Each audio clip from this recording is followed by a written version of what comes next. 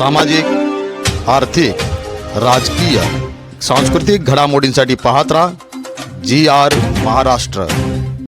महाडमध्ये विद्यार्थिनीचा अचानक मृत्यू झाल्याने शैक्षणिक क्षेत्रात शोककळा पसरली आहे। महाड रायगड येथील घटना आहे। कोकण एज्युकेशन सोसायटीच्या आंतरशालेय स्पर्धेच्या पारितोषिक वितरण कार्यक्रमादरम्यान 13 वर्षीय विद्यार्थिनी निधी समीर म्हात्रे राहणार शहाबाज तालुका अलिबाग हिचा अचानक मृत्यू झाला।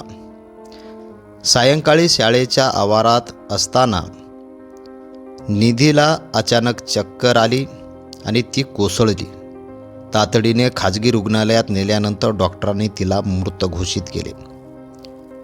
प्राथमिक अंदाज हृदयविकाराचा झटका असला तरी नेमके कारण शवविच्छेदनानंतर स्पष्ट होईल। महाड शहर पोलिसांनी आकस्मिक मृत्यूची नोंद करून तपास सुरू केला आहे। या दुर्दैवी घटनेमुळे स्पर्धेतील आनंदाचे वातावरण शोकांतमय झाले। विद्यार्थी आणि पालकांमध्ये हळहळ व्यक्त होत आहे। निधी 9वीत शिकत होती। तिच्या कुटुंबियांना धीर देण्यासाठी सोसायटीचे पदाधिकारी प्रयत्नशील आहेत।